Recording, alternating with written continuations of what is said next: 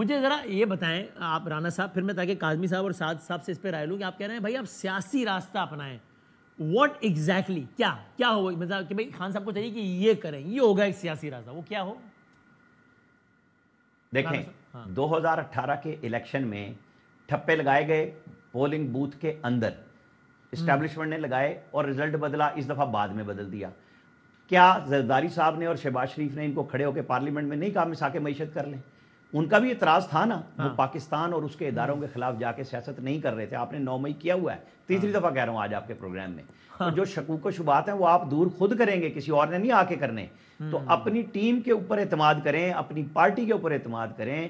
P D M بنایا تھا زرداری صاحب نے اور نواز شریف نے مولانا فضل الرحمان پہ اعتماد کر کے، اور پھر اپنے جو ان کے سیاسی مقاصد تھے انہوں نے حاصل کیے اس سے۔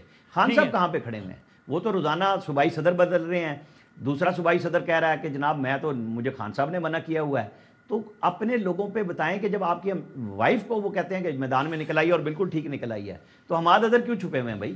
ٹھیک ہے، میں ذرا یہ کاظمی صاحب ذرا اس میں آپ بتائیں نا کہ آپ کے بات ٹھیک نہیں لگتی کہ بھائی بہرحال 18 یعنی 23 والے الیکشن کی اپنی ایک داستان ہے، 18 والے الیکشن کی وہ ایک 2 سر کم لگے ہوں گے یا 10 سر کم لگے ہوں گے، لیکن سر اس میں بھی لگے، اف یو ایگری، یو میں ہیو اے ڈفرنٹ اوپینین، یا کم از کم یہ تو اس بات پر سب کا اتفاق ہے نا کہ نون لیگ تو اس کنونس تھی کہ ان کے ساتھ زیادتی ہوئی، ان کا موقف تو یہی تھا، پھر بھی وہ کم از کم ایک بات چیت اپوزیشن لیڈر ہونے کے باوجود، جیلوں میں جانے کے باوجود کہ بھائی میثاق جمہوریت کرنے، یعنی ایک راستہ کھلا رکھا تھا۔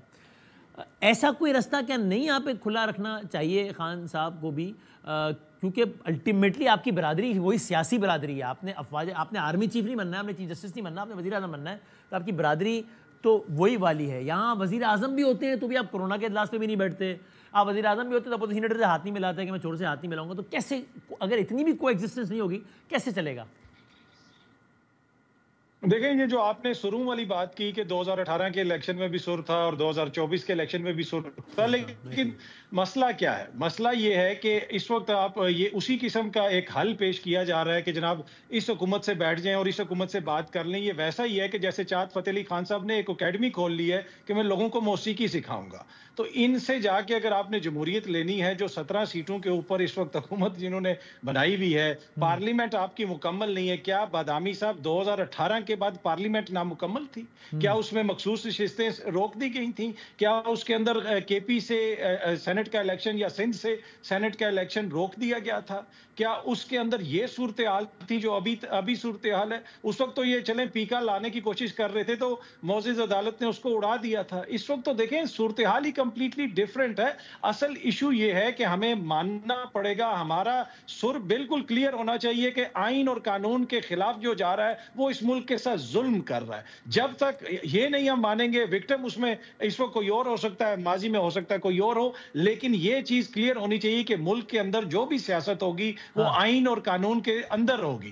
اگر آپ الیکشن ہار کے کہتے ہیں کہ جی ہم جیت گئے ہیں، یا آپ جب جیتتے ہیں تب آپ کو کوئی ایشو نہیں ہوتا، صرف ہار کے ایشو ہوتا ہے، تو تب تک یہ مسئلہ چلتا رہے گا۔ تو مجھے یہ مسئلہ حل ہوتا ہوا نظر نہیں آ رہا، کیونکہ اس وقت ہماری جو بھی سیاست ہو رہی ہے، جو گفتگو ہو رہی ہے، جو بحث ہو رہی ہے، وہ آئین اور قانون کے دائرے میں نہیں ہو رہی، وہ اس سے باہر ہو رہی ہے۔ جب تک یہ معاملہ چلتا رہے گا ہم اسی پوزیشن میں کھڑے رہیں گے۔ وہ والی بات کہ کچھ چیزوں پر ہم سب کو ذرا ایگری کرنا پڑے گا نا۔ آپ نون لیگ کی بہت ساری مثالیں بتا سکتے ہیں، زرداری صاحب کی بتاتے ہیں، اور پھر جو خان صاحب کے بھی پیرائیں بات ہو رہی ہے تو وہ کہ بھئی یہ فیکٹ ہے نا۔ ابھی ہم الزامات کو چھوڑ بھی دیں اگر، تو وہ انہوں نے کہا نا خان صاحب نے کہ یار وہ میرا تو مسئلہ نہیں تھا فیض یہ فائز عیسیٰ کے ساتھ، لیکن وہ کہا تھا فیض امین نے تو پھر میں نے کر دیا یار، وہ ٹھیک ہے۔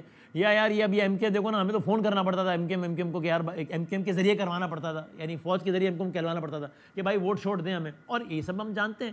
تو پھر سیاست دانوں کو پہلے یہ ریلائز کرنا پڑے گا کہ بھائی جان شیر آپ ہیں، چونکہ آپ لوگ ووٹ لے کر آتے ہیں، آپ کہیں اور نہ دیکھیں، پھر مہربانی فرمائیں، چونکہ اصل شیر واقعی عوام کو ہونا چاہیے، لیکن اس وقت ہوگا جب سیاست دان میرا مہربانی فرمائیں اپنے آپ کو شیر سمجھیں۔